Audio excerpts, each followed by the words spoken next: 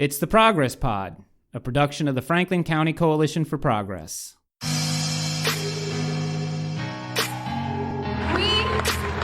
are going to be the kids that you read about in textbooks. Not because we are going to be another statistic about mass shootings in America, but because, just as David said, we are going to be the last mass shooting. The people in the government who were voted into power are lying to us. Politicians who sit in their gilded House and Senate seats funded by the NRA telling us nothing could have ever been done to prevent this. We call BS. They say that tougher gun laws do not decrease gun violence. We call BS. That us kids don't know what we're talking about, that we're too young to understand how the government works. We call BS. If you agree, register to vote, contact your local congresspeople, give them a piece of your lives. I'm Pete Mazzoni. Last Saturday, I took my daughter and her best friend out to coffee. As we sat and conversations meandered from one topic to the next, I was struck suddenly by what the girls were discussing. They were sharing stories on how they were being prepared for an active shooter attack. Now, when I was young, and this will definitely date me, our greatest existential fear was a nuclear attack. The ominously named film The Day After was screened for us, but only with parental permission. We watched in abject horror at the potential devastation such an attack would cause, but as we all know, it never happened. The Soviet Union fell, and the threat seemed to dissipate. But this conversation in this moment was altogether different and far more frightening. The Parkland shooting and the many before it were not global abstractions. The kids bantered back and forth with unnerving details like where they were told to hide, how to barricade the doors, which teacher said what about how to escape, and even one educator telling the kids, do whatever you have to do to stay alive. It was then that I learned about ALICE. Alert, lock down, provide real-time information, counter, and evacuate the area. They discussed this acronym with a passive objectivity. There was no particular anxiety in their voices. It was just a matter of fact. But for me as a parent, I was experiencing a combination of depression, fear, anxiety, and anger. Depression in that it has come to this, that in this great country our kids must drill regularly as if we were at the epicenter of some war-torn nation. Fear that while one may argue statistical improbability of such an attack, it is still eminently plausible. Anxiety in that there is not much I as a parent can do. And anger at the fact that this is what we have allowed to happen. On today's podcast, we're going to discuss this topic. I have with me today Joe Padasak and Kris Carroll from the Chambersburg Area School District. Thank you for joining us on the podcast. If I could ask to start with you, Dr. Padasak, to kind of introduce yourselves, give a little background, and then we'll move to you, Kris. Thank you. We superintendent of a 10,000 student school in a community with 60,000 residents. We take safety very serious in our community. We have for many years. It's a situation where we don't publicize it. We have to now start coming out because our parents and the public are concerned with what we're doing. And this is kind of like our coming out party. Kris, I'll turn it over to you to introduce yourself and talk a little bit about all the initiatives that you have initiated in the last 5 years that we really haven't gone public with. Yes, my name's Kris Carroll. I'm the Assistant Superintendent for Pupil Services in the Chambersburg School District. I arrived 5 years ago, and in 2014, we adopted what's called an All Hazards Manual. It's a comprehensive approach to safety planning and preparation. It was board approved in 2014. That is actually our manual that we use under any emergency situation. I also developed a safety committee, which is comprised of administration, school board members, and this committee has met regularly for the past several years. Most recently, we have adopted the ALICE model, which is a model for active shooter training. 96% of our staff thus far has been trained in the ALICE model, and we are very proud of that number. We are an ALICE certified school district, meaning we have met all the requirements to become ALICE certified. We also are working on structural things within the district. We've had a state police audit conducted, And from that point on, we have made structural changes throughout the district to make things safer and to follow the state police guidelines. We also have worked on the vestibules, meaning the entrances to each school, making sure that they're safe, making sure we have the technology within the district. And currently, we are going to work on some new initiatives, which in about a week or two, we will be having our next safety committee meeting, and we are developing more initiatives. Thanks, Kris. I would like to add that the safety committee is very active, and we always look for input in that committee. One of the outgrowths of that committee has been that our district has implemented its own police department. And that happened because we were trying to get more assistance from the state police in our township schools and our borough police, who are very cooperative. However, we were requesting full-time officers from them that we'd pay for, and in both cases, we were not able to work that out. So we formed our own police force, and we copied it off a neighboring district, a district our size, Altoona, Pennsylvania. So we have three full-time officers, and they are security, but they're also to be visible in the schools, friendly to the children. As Kris said, we've been proactive in our employee training with all of our activities. I will say that the state law requires us to have a fire alarm or a fire drill done once a month, and once a year, a safety drill. And realistically, legislative-wise, it should be the other way around. I mean, if we were looking at mandates. However, we, as an outgrowth of our safety committee, will start doing more drills instead of one annually. What we have in the past, and we'll be doing 2 or 3 a year. Go ahead, Kris. Also, as far as our police department is concerned, we are very fortunate to have our own armed officers. I believe that their presence, as well as their influence within our school district, has been a very, very healthy thing for not only the faculty and staff, but our students as well.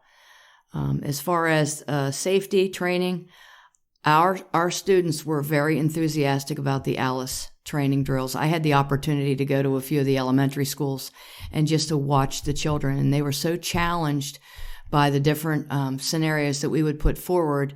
They were challenged, in how they were going to react to the so-called intruder. I wasn't sure at first. You never know how children are going to react, and it is a sad thing that we've come down to this, but I was very, very enthused to see everyone participating in that fashion. Can I ask about this specific ALICE training and the scenarios that you develop? Can you give us some information on what that sounds like, what the kids you're telling the kids, and how it plays out? Well, what we do is we will develop a different scenario. I'll give you an example. We may say that there's an active shooter in the west end of the building.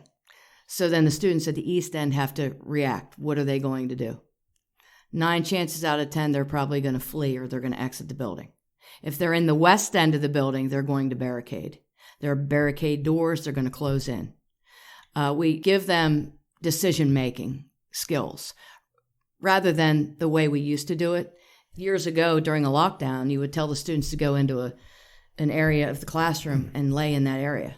Yeah, and we now know sitting ducks. Right, the ALICE training. I went through it, and I read the most frightening part was the ineffectiveness of lockdown. And the example they gave was the Virginia Tech shooter, who had remarkable success because of the lockdown mentality.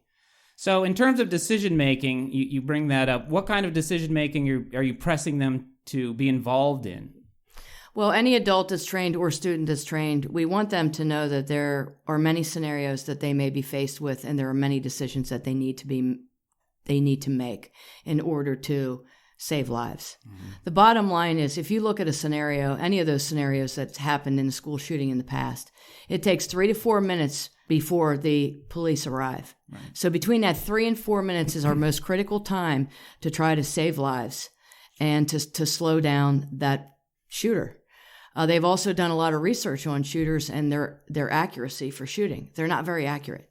That's why, if you teach students to throw something at a shooter, they're not accurate to begin with. They're going to be a lot less accurate, mm-hmm. or they're going to get frustrated and go to the next room. Hopefully the next room might be barricaded. But instead of, years ago, we would say, here's what you do. It's exactly what you do. Now we're teaching the faculty, the staff, and the students to be good decision makers based on the scenario at hand. Now, how many years ago are we talking about when lockdown was the modus operandi? I mean, how new is this? I would say this is rather new within the last few years. Mm-hmm, mm-hmm. This is a new tactic because many people have studied these shootings, and many people have looked at, what did we do well? What do we need to do differently? What we need to do is slow down the shooter until law enforcement gets there, mm-hmm. and it saves lives. From a statistical standpoint, if you look at the statistics on the decisions that people made and the lives that were lost, this new approach, you're going to lose less lives. Let's go back to, you mentioned you have your own police force now. And I'm not asking you to give away anything that you don't feel like sharing with the public necessarily, but how are they distributed? How are they allocated? How is that used? Well, as you know, the Chambersburg School District is about 250 square miles. It's a very large area, very large area. They work with the borough police as well as the Pennsylvania State Police. They basically go to areas where they're called. If there's an emergency, a parent problem, any kind of emergency in a building, we really focus a lot of our efforts on the secondary buildings, mainly caches. It is hard to take three gentlemen and push them across 250 square miles. They lead all investigations. Anything that warrants an investigation by a police officer, they lead. And then they coordinate with state. So in other words, let's say a situation has gone live. They will right away reach out to state or local law enforcement. Based on the location of the incident, if it's township or if it's borough, township, they would contact the Pennsylvania State Police, borough, the borough police. Okay. So let's talk about Florida. Before we started the podcast, can I call you Joe? Yes. You were discussing a very interesting program out of Israel. Could you go into a little detail about that?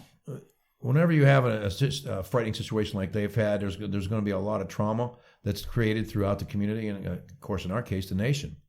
But Israel has trauma teams that work throughout their country, and they're really just created for their people, and they do outreach with them.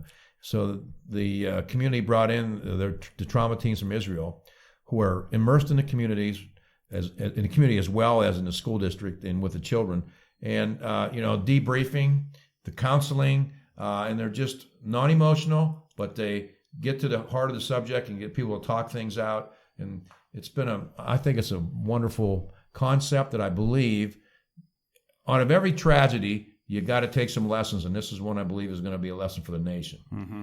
And Israel does a great job, and I have to say this, we just had children come back from Israel on a student exchange program with one of our teachers, and when I asked them this week what was the biggest surprise, and they were surprised how safe they were in Israel. Mm-hmm. And, it's kind of interesting to hear that from a student that goes in our community and says that. So Israel's seen a few things or two, so that's kind of a situation. I mean, we try to teach our children to see something, say something. That's kind of the prevention part of this whole deal. And, you have to rely on, the children. We are teaching the children what is reporting versus snitching. And that's a big issue with people because, reporting is, you have facts and, it's going to save people's lives and it's important. And we want to make sure they do that. And we believe we've immersed that in our community through a lot of these processes that's helped us to hopefully prevent any kind of an issue. So we aren't without issues. 2/3 of what we're doing we think is very good. 1/3 the research says isn't, and that is when we take when we're using alternative programs and punitive measures for people who whether bring weapons to school or make threats, and there's lots of those, believe it or not. You talk about the police force. One full-time officer does nothing but monitor and work with threats, investigate threats. I mean, that's all they can get done in a day. Right. So let me circle back. Go ahead. I'm sorry. One thing I wanted to discuss is we do use a tool that is used by the FBI. It's called a threat assessment. All our school psychologists have been trained on using this threat assessment so that when we have a student that is, demonstrating different behaviors or appears to be a threat, the school psychologist will conduct a threat assessment. Mm-hmm. And this tool is from the FBI. All school psychologists were trained from Don Smith from the Office of Safe Schools years ago in 2014, and we use this as a monitor. Okay, that kind of can lead us into these red flag laws that are being talked about in various states. Some of these red flag provisions can mean the removal of a gun from an individual. Others can mean they can give the police reason to take action. What are your feelings on these red flag laws? And as a follow-up question, and this is a big one, is monitoring social media. Now, I know this is, I thought the number was closer to 8,000 or 9,000 kids, but at 10,000 children. Now, not all of them are on social media, but a good portion of them are.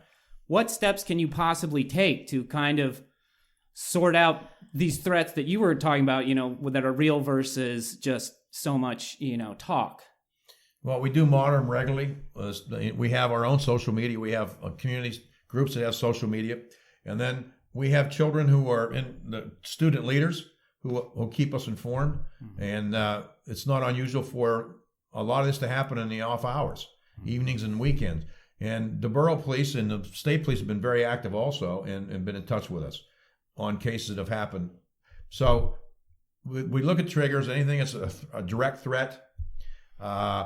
When they have a well thought out plan and it's more than just a haphazard comment, right, we take it serious. Now, the comments we take serious when we see them on site. Anybody that sees and hears anything, we follow through with everything. But the social media part, you look more for, of course, the threat, but a more detailed. And our police and our students and everyone have been trained to look at that. Mm-hmm. And I'm not sure we've missed any, but we do follow up on anything that we feel is threatening. Mm-hmm. So within the student community, I think the kids get it at this point.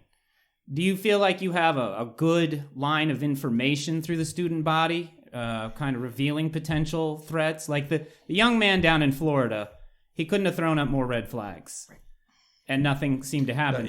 That's a very good point. I will say this.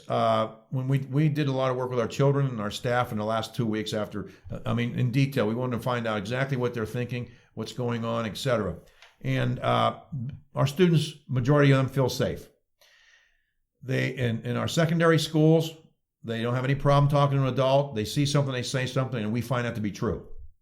We're a little concerned in our elementary schools. When I talk to the children, we talk to the children. They have no problem talking to the bus driver about anything. But when they get out of the school and they're in the school and they're in the hallway, and if they're not near their teacher, some of these little guys and we're concerned about that. So we have some work to do there, and we know that. But we will get on that. And we just finished all these. I just assembled all the data that we got from the staff, the students, and put it into 3 categories: people, trainings, and facilities. The next step is to take that summary and give it to our safety committee so that they can make some recommendations. But in general, many students feel we should do more locker searches at all levels. Some of them, and many of them, don't want backpacks. The parents in general that we've got, and when we judge our parent response by the calls we get in of concern, majority of parents would like to see metal detectors or some form of metal detector and no backpacks. The staff is more concerned about our dismissals and arrivals, because what happens is, and that's when a lot of these happen, and people, we have all these mechanisms to keep the building safe, and you have to buzz in, you got to show your ID, etc. But the dismissal, that's kind of like, well, wait a minute, we're just getting off the bus, we're going in. They're vulnerable. Exactly. Mm-hmm. And then what makes it one step more vulnerable in our secondary schools in Chambersburg is the fact that they get off, the children come to school at a different schedule than our teachers. So we put them in large holding areas for a period of 15 to 20 minutes. And our children came to us and said, this ought to be changed, and so did staff. So, there might be 500 children being supervised by less than a handful of adults. So, and they feel that we need to look at that differently than we are. Okay, great. So getting back to community feedback, what are you hearing from parents and the community in general? What are they saying? What are the conversations? One of the things that I would say is they want to see more. First of all, parents say we don't communicate with them enough. I hear that from everybody. And we're not sure what that means, but we try to do as much as we can with our social media, and we're updating all the time. But that's one of the things they say. So we are sensitive to that and need to look at that. All our staff and everyone wants to see more visibility with our police officers. So today we started a fourth person who's full-time with our district, or at this point every day, working as a security guard. Okay. And we probably need to do more of that. We have one full-time of the police department stationed at Cassius, and then they're all there for lunch. And our point is we want to have one full-time officer in our big buildings all the time, and probably two at Cassius. Okay. So I think parents, we're hearing they want that. They do want to see metal detectors, but I think when you really look at that whole concept, the initial cost of them is not. The real cost of metal detectors is the whole personnel part, running them. And schools that have metal detectors still have lots of problems. And, we can tell you that Franklin Regional had the student who stabbed everyone, 12 or 20 people. They had metal detectors for 10 years before that. Mm-hmm. So it's not as effective as it sounds. Sounds like correct. A feel-good measure. Correct. Rather than a functional measure. Yes. So let me get into one of the more thornier issues. The Florida House Legislature, in their school protection bill, is looking at directing $67 million to a school marshal program, effectively arming teachers. They would go through a mental health screening, firearm safety, firearm precision, 132 hours of training, background and drug test. Is this something that the district is looking at? I believe no. At this point in time, we are not, because we have our own armed officers. To be honest, when we started our police department, that was a question, whether they're going to be armed or not. And at this point, we aren't looking at that. Mm. Okay. We certainly, if the state came up with some money to do, we could use more funds. I just was in contact with Senator Rich Alloway's office yesterday, and Senator Eichelberger, and both of them want to have more discussion on student safety and what they can do. And realistically, what they can do is provide us with funds so we can do more training and have more security officers. I think it's a human issue. The real issue we have, and we all would agree with this, is when you do these threat assessments, and there's usually about 20% of them that need further evaluation. If you look in our state and really our area, there is nowhere to get help for these folks. We have parents with means who come to us begging us to get their child help, psychological, whatever, and the resources they're just not there. So going back to, let's talk about Harrisburg. Is there movement in the state capitol to providing money, to providing resources? Are there any bills pending? Are they taking action? I would say at this time, no. I used two examples, and I talked to Rob Kaufman this week. He was one of our buildings, and we had a brief discussion, but there's nothing that I know that's concrete. Interesting. So when you talk to parents and to our listeners, it sounds like that's a call to action. You need to reach out to Harrisburg, and something needs to be done, because as you've laid out here, resources are the issue. Yeah. So in terms of, you brought up, let's call it behavioral mental health issues. How do you address these things? I know you have your school psychologist, but how are you kind of addressing this? Well, we have many students that come through my office. I hold what's called administrative reviews, and we have many students that are in need of psychiatric services. And based on the number of psychiatrists that are located in Franklin County, they cannot get even an appointment for months on end. We do have a psychiatrist that we use when we tell a parent, listen, we'd like your son or daughter to have a psychiatric, then we pay for that psychiatrist. The problem in this community is the number of psychiatrists. There are not enough psychiatrists or mental health services for the number that are in need. What kind of increase would have to happen to satisfy the need? I mean, we're talking about 100 additional providers, 10, 50? I mean, how far off of this are we? Because frankly, that's kind of frightening to me. Well, for whatever reason, I've worked in different counties, coming from Cumberland County versus Franklin County. Cumberland County probably have 5 times, 6 times more the number of those types of services than Franklin do. It is disturbing because I also work with alternative education as well as special education, and we have so many students that are in such need, but the parents cannot find the resources in this county. I want to add one zinger to this, and that's this. When I talk to our legislators, almost all the time they tell me they get 10 calls. They get between 10 times more calls from the senior citizens than they do from anybody concerned about education. So what's that tell you? They all tell me that. That's a concern.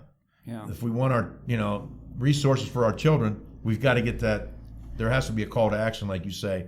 And let's get when I call them and they say, well, we got 1 call now, but we got 100 from the senior centers. I mean, that's who they're listening to. Also, they openly tell me that. Yeah. Also, if you take a look at the amount of money that the state is allotting for each area of education, you'll look at the larger areas, and when you look at anything that has to do with safety and security, it's a very low budgeted number. Well, that's got to change.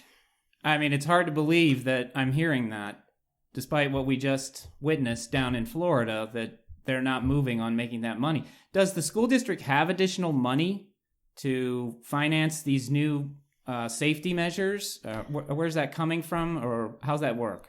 Safety is our number 1 allocation for resources. So I don't think safety has a value, and this district has always looked at it that way. So whatever it takes, and it's not unusual for us to spend between $500,000 and $1 million every year on safety in our district, whether it be facilities, and we'll have all our facilities upgraded, we think, to state of the art. We follow the state police audit, which is detailed when it comes to putting 3M screening on windows and big planters in front of the entrances. Doors that are locked and can't. So we spend a lot of time. I want to use an example to give you. You asked about the money for what kind of resources do we need. RIU handles 3 counties and 26 school districts. They don't have a psychiatrist. They used to have one, and they got rid of the psychiatrist. And I said, what's the problem? They said, we don't have the resources for a psychiatrist. So it's important. We can't even, if we wanted a bilingual psychiatrist, the wait time is how long? We have to actually use a bilingual psychiatrist out of Lancaster. And the wait time is months.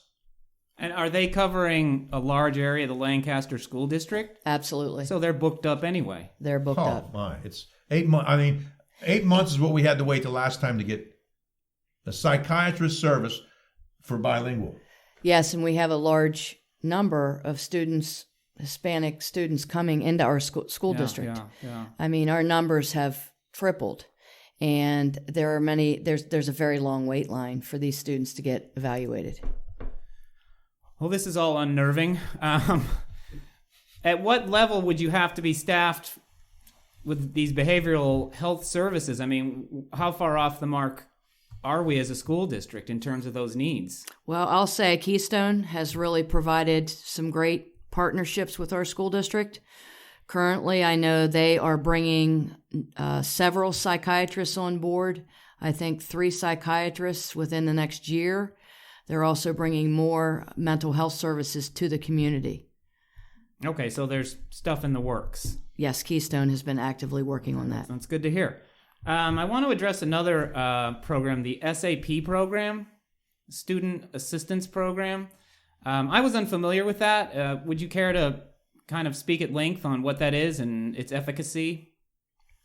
Student Assistance Program is a program that helps students that are struggling, maybe from a mental health standpoint, drug and alcohol standpoint, any kind of behavioral, difficulties. It's a team of teachers that team up with a parent, as parents as well as a student, to provide outside resources to help that student. Now, is this a volunteer-based program? It's a program that the school district pays for through Healthy Communities, but the parent must sign off on in order to get those resources. Okay. And do you find that it's effective? I believe it's effective when the student wants to help, yes. Mm-hmm. But many students that, are referred to SAP don't want the help, or the parents won't sign off on it. Now, is this a kind of a stigmatizing thing? Do other students know they're in SAP? I mean, is there kind of a... No, it's a confidential process. Okay. So I think what we're kind of talking about, and this is my belief, is this is really a root cause issue. That, we can play about at the fringes, but ultimately it's getting to these people before things explode. Yes. Or go south. So what are your thoughts on addressing root causes? I mean, do you know the students who are problematic, and are you unable to intervene, or how does it work? Well, we do know, and we can say we have counseling services. We have a very robust counseling department, but clearly we don't have any measurable home and school accountability. What I mean by that for the district is districts our size and districts near us have many home and school visitors. And it starts there. And that's when you know what's going on, you get an idea, you have a child that's identified, and then you work there. We have some teachers that do it on their own or some counselors, but we don't have a systemic, we haven't spent the resources on that. Can I stop you just for a second? Can you explain a little more in detail what home and school visitor means? Right. A lot of issues start at home. Sure. And the idea is if you can understand the home life, you can help the child in the school and make them be more successful in school. We address it through attendance here. And attendance in our community is basically predicated on families. And so we go out because the law says if you miss 10 days, you're going to get fined. So that's how we do it. But we can address the root cause of all issues can be done long before 10 days. And we would know that from the staff.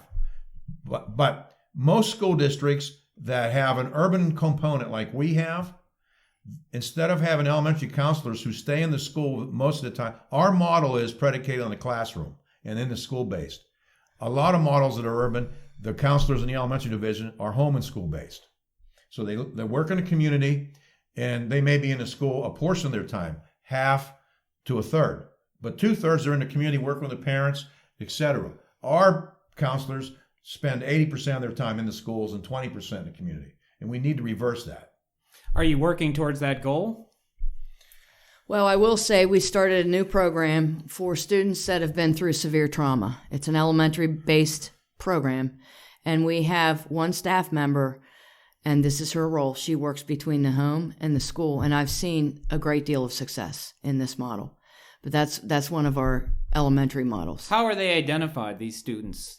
Normally, these students exhibit problematic behaviors. Okay. Like severe behaviors at a very early age. And then as you get to know the student as well as the family, you start to identify what the early trauma was and how that's inhibiting them from learning. So then we try to work on the behaviors to ensure that they're able to learn and possibly return to the regular education environment. Do you find that the families are more than willing to accept this help, or do you feel there's pushback? Or because I feel like, you try and tell a parent they're not parenting correctly, you just stepped on a landmine. Well, unfortunately, a lot of these students don't live with their parents. Parents are either incarcerated, they may be living with an uncle, an aunt, maybe a grandparent. Mm-hmm. So it's an unfortunate set of circumstances for these students when they leave the school building every day. Do you feel that there's some other way to reach them? I mean, is there anything else the school district can do as far as these particular kids where the home life is clearly fractured? And I think we all agree that if the home life is solid, most other things coming out of it will also be solid. Conversely, if it's broken, we get other results. The shooter down in Florida, if you look into his history, I mean, his home life was constantly disrupted. So is there another method to reach those kids, or is it just stalemate and hope for the best? Well, we try to make it a smaller class size. The ratio of teachers to students, there are many teachers in the classroom. Try to help these kids through each day from an emotional standpoint and hopefully get them through the academics they need to get through. There's not a lot we can do about their home circumstances, but there's a lot we can do when they reach our doors in the morning. It used to be when you would have an alternative child and they'd be put in an outside placement and they were forgot about. Well, we have a whole parallel system, K to 12 now, of alternative school that are in our schools, and we work with them. Because if you look at some of the indicators, for one is home life, but discipline. Clearly, in the last 5 years within our district, most of our discipline in our students, issues, etc., are all in kindergarten, first grade. For our whole district, 10,000 children, if you add everything up, that doesn't equal what the kindergarten and first grade discipline issues are. That's staggering. Right, and we just implemented a K-2 alternative program several years ago, and we started with one classroom. We now have 3, and that's an intensive classroom that has 8 children and 3 adults in it, and one of them is a counselor. And they actually have a second classroom for the children to go outside and de-escalate. So this sounds like an area that needs, as going to root causes, as we were discussing, I think you've just laid bare the root cause. At that very young age, the wiring's going wrong, and we need to get in there and kind of do what we can. So would that be a place you would want to really push resources? Well, one of Joe's main goals, I believe, since he's been in our district, is to try to increase the number of preschool classes, get kids to school earlier, get kids out of the home earlier, and hopefully, get them where they need to be behaviorally and academically. And I think we've done a good job of that in the district. This year we had 7 classrooms, Head Start and pre-K classrooms where students can come to school at an earlier age. Now, how early are we talking? 4-year-olds. We have all-day 5-year-old, which is our traditional kindergarten. We really need an all-day 4-year-old program, because right now we're talking to 4-year-olds. Some of the Head Start programs have 3.5-year-olds in it, but we need the 4-year-olds out of the community, out of their homes and into our schools a year early. So that sounds like the sweet spot. Yes, if you can get them around age 4. Mm-hmm. Yes, we can do a course correction. My dream's always been to take the resources that you're spending on a high school senior, who basically is, there's a lot of thoughts about that, and put that into the 4-year-old program and start a whole 4-year-old program. We would need 32 teachers, is about what you need for a class in this district that would handle between 750 and 800 children. But that's needed. And remember, the brain develops half of its cells by the age of 7. So you're getting a lot of things happening right there quicker. So what is the plausibility of that happening?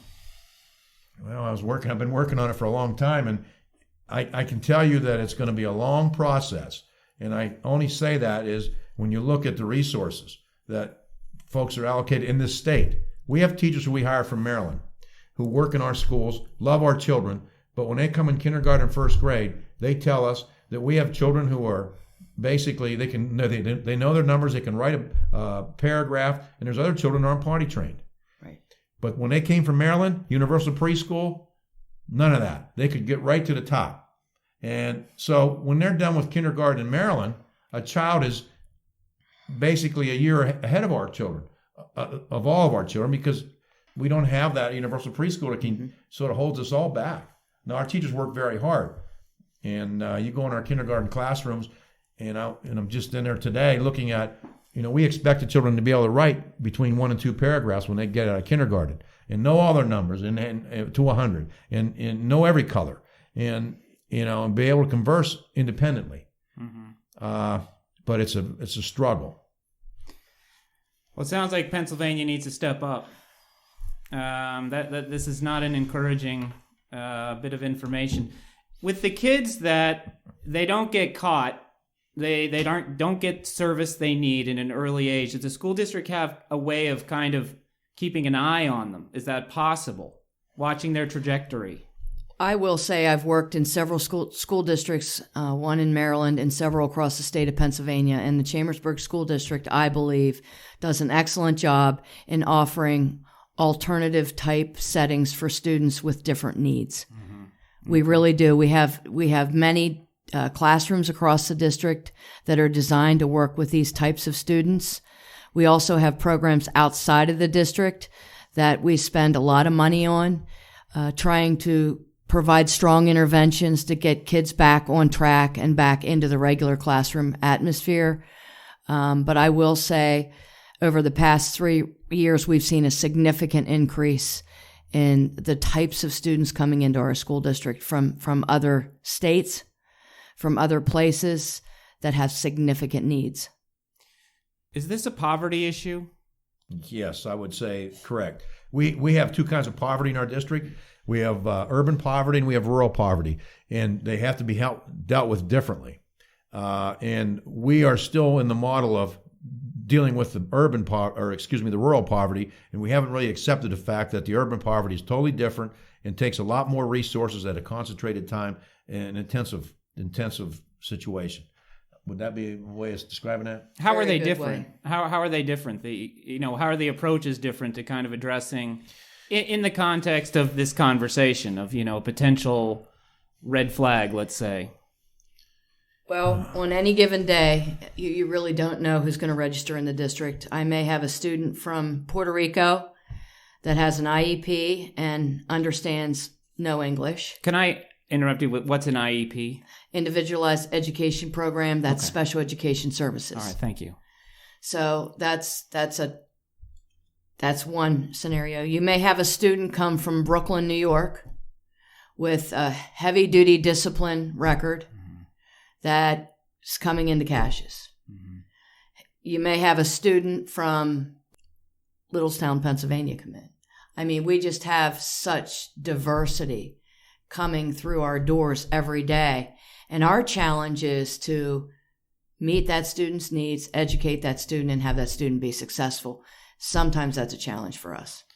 So is there ongoing training for staff to adapt to this? Because, a kid coming out of a neighborhood in Brooklyn is in a far different place than, the kid from Puerto Rico or the kid from Fayetteville. So how do you keep the staff up to speed on kind of addressing these massive cultural differences? Again, all in the context of, this conversation and potential threats. And hopefully, if you're going to work in Chambersburg, you're going to have a flexible way of thinking, because on any given day, you're going to have these types of challenges, and you're going to have to find a way to make it work for the student and for the classroom. Mm-hmm. We basically have concentrated two things. One of the ways I'd answer that is we have concentrated on hiring the best staff. And that means that they have to come in trained already in many of these areas. And secondly, we have a series of academic coaches who go into the classroom with young teachers that are just coming to our district and spend time in classroom management with them. How long does that go on? For usually the first year or two. So, Okay. and then that's the immersion type of professional development that we deal Now, with. do they hit benchmarks that, okay, they've hit this benchmark, we can, move on? Or is it just after the end of that year, that's it? We hope you've got it? Or We reevaluate the staff with the principals in the building every year. And if a staff needs a second year or a staff member a third year of intensive help, they get that. Okay, great. I think we've kind of covered the questions we want. If there's anything further you'd like to add to the conversation, the floor is yours. I guess I would say if there's a call to action you want to get out to the community, go ahead and do that now. I think for the listeners, I've heard a number of calls to action. Sounds like we need to pick up the phone and call our representatives and say this is unacceptable. You're hamstringing the school district when the community needs your help more than any other time. So again, if anything you want to add to the conversation, feel free. I would add that we do have a hotline, but the students tell me that it's hard to find. So it is on our website, and I promise that we will have the hotline available, much more accessible in the next several weeks, where everyone knows what that number is.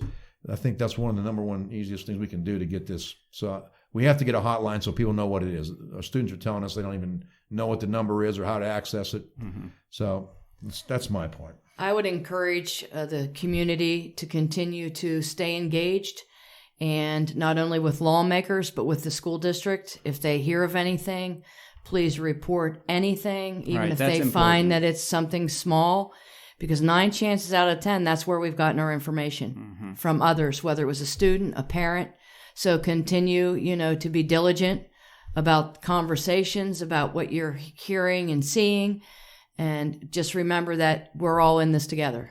Right. Wonderful. One more quick thing. You mentioned the parents felt there was a lack of communication. Are there social media channels you want to put out right now that they can access? Your Facebook page or? We do have a Facebook page. I know we have, the website. Brian Miller is our PR and does all our news, or E's newsletter. We send that out. So that's an area that Tammy Stauffer and he do, and I think they're the ones that need to be contacted for that. Okay. I will say that we have a lot of neighbors. All the neighbors around our facilities, and there's a lot of them. I deal with the ones around Cassius, are very helpful. And I'm talking about the standard citizen who will call and say, I saw this, or, most people think they call to complain. That's not true. They do give us a lot of tips. Yeah, and I think that's the lesson of Florida right now is you need to speak up. Yes. If something doesn't look right, we need to speak up. So, listen, I want to thank you both very much for coming here to talk about this important issue, and I would love to have you back at some point to see if things have progressed, hopefully, in terms of solving the problem. So again, thank you very much. And we'll be talking soon. I'm Pete Mazzoni, and before we sign off, let's have a quick check-in with our producer, Jeremy Cate. What do you have for us today, Jeremy? Yeah, thanks, Pete. Just a couple of things. In case you're hearing this before Saturday, March 10th, the Franklin County Coalition for Progress has a new program that they're kicking off this weekend called Common Grounds.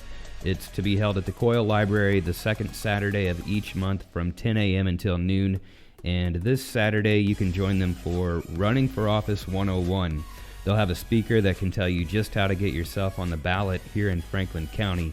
So if that's something you've ever thought about, check it out. Again, that's this Saturday, March 10th on the top level of the beautiful, newly renovated Coyle Free Library in downtown Chambersburg. More information on that and future second Saturdays can be found online at fccforprogress.org. That website just launched this week, and you can also find the Progress Pods page there. ProgressPod.org also gets you to the site, so check it out when you have some time. We plan to post links to all of our podcasts there, as well as any links that we find relevant to the issues we're covering here on the show. And that is all I have for us. Again, thanks so much for joining us on the Progress Pod.